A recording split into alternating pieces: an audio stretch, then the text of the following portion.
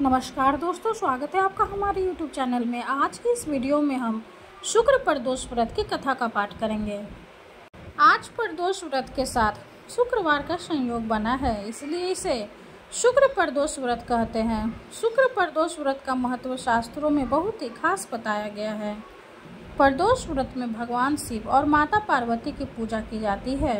यह व्रत संतान प्राप्ति के लिए बहुत ही असरदार माना जाता है। सच्चे मन से इस दिन शिव परिवार की पूजा करने से व्रती को संतान सुख की प्राप्ति होती है। व्रत करने वाले को शुक्र प्रदोष की कथा का पाठ करना जरूरी होता है, तभी इस व्रत का संपूर्ण फल प्राप्त होता है। आइए जानते हैं शुक्र प्रदोष व्रत की कथा के बारे में। शुक्रवार के दिन जब भी त्रयोदशी तिथि का संयोग बनता है, तब शुक्र प्रदोष व्रत लगता है। शुक्र प्रदोष व्रत के साथ चतुर्दशी तिथि का भी संयोग बन जाए तो यह भी और उत्तम होता है। शुक्र प्रदोष व्रत के संयोग में पुराण में वर्णित शुक्र प्रदोष व्रत की कथा का जो भक्त श्रद्धा पूर्वक पाठ करता है वो इस प्रकार है। सूत जी बोले, प्राचीन काल की बात है। एक नगर में 3 मित्र रहते थे। तीनों में ही घनिष्ठ मित्रता थी। उसमें एक राजा का बेटा, दूसरा ब्राह्मण पुत्र, तीसरा सेठ पुत्र था। राजकुमार व ब्राह्मण पुत्र का विवाह हो चुका था। सेठ पुत्र का विवाह के बाद गौना नहीं हुआ था। एक दिन तीनों मित्र आपस में स्त्रियों की चर्चा कर रहे थे। ब्राह्मण पुत्र ने नारियों की प्रशंसा करते हुए कहा, नारीहीन घर भूतों का डेरा होता है। सेठ पुत्र ने यह वचन सुनकर अपनी पत्नी लाने का तुरंत निश्चय किया। सेठ पुत्र अपने घर गया और अपने माता पिता को अपना निश्चय बताया। उन्होंने बेटे से कहा कि शुक्र देवता डूबे हुए हैं। इन दिनों बहु बेटियों को उनके घर से विदा कराना लाना शुभ नहीं, अतः शुक्रोदय के याद तुम अपनी पत्नी को विदा कर लाना। सेठ पुत्र अपनी जिद से टस से मस नहीं हुआ और अपनी ससुराल जा पहुंचा। सास ससुर को उसके इरादे का पता चला। उन्होंने उसको समझाने की कोशिश की, किंतु वह नहीं माना। अंत उन्हें विवश अपनी कन्या को विदा करना पड़ा। ससुराल से विदा होकर पति पत्नी नगर से बाहर निकले ही थे कि उनकी बैलगाड़ी का पहिया टूट गया और एक बैल की टांग टूट गई। पत्नी को भी काफी चोट आई। सेठ पुत्र ने आगे चलने का प्रयत्न जारी रखा, तभी डाकुओं से भेंट हो गई और वे धन धान्य लूट कर ले गए। सेठ का पुत्र पत्नी सहित रोता पिटता अपने घर पहुंचा। जाते ही उसे सांप ने डस लिया। उसके पिता ने वैद्यों को बुलाया। उन्होंने देखने के बाद घोषणा की कि आपका पुत्र 3 दिन में मर जाएगा।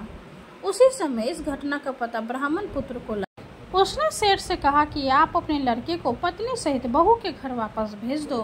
यह सारी बधाई इस कारण से आई है कि आपका पुत्र शोकाग्रस्त में पत्नी को विदा कर लाया है। यदि यह वहां पहुंच जाएगा तो बच जाएगा। सेठ को ब्राह्मण पुत्र की बात जच गई और अपने पत्नी पुत्र वधू और पात्र को वापस लौटा दिया। वहां पहुंचते ही सेठ पुत्र की हालत ठीक होनी आरंभ हो गई। तत्पश्चात उन्होंने शेष जीवन उनके साथ सुखपूर्वक बिताया और मृत्यु के बाद स्वर्ग लोक को गए। कथा समाप्त हुई। हर हर महादेव। ओम जय शिव ओमकारा, स्वामी जय शिव ओमकारा, ब्रह्मा विष्णु सदाशिव अर्धांगिनी धारा। ओम जय शिव ओमकारा, स्वामी जय शिव ओमकारा, एकानन चतुरानन पंचानन राजय, हंसानन गरुड़ासन विश्ववाहन साजय। ओम जय शिव ओमकारा, स्वामी जय शिव ओमकारा, 2 भुज 4 चतुर्भुज 10 भुज अति सोहे, त्रिगुण रूपिणी रखते त्रिभुवन जन मोहे। ओम जय शिव ओमकारा, अक्षमाला वनमाला मुंडमाला धारी, त्रिपुरारी कनसारी करिमाला धारी। ओम जय शिव ओमकारा, श्वेतांबर पीतांबर बाघंबर अंगे, शनकादिक गरुनादिक भूतादिक संगे।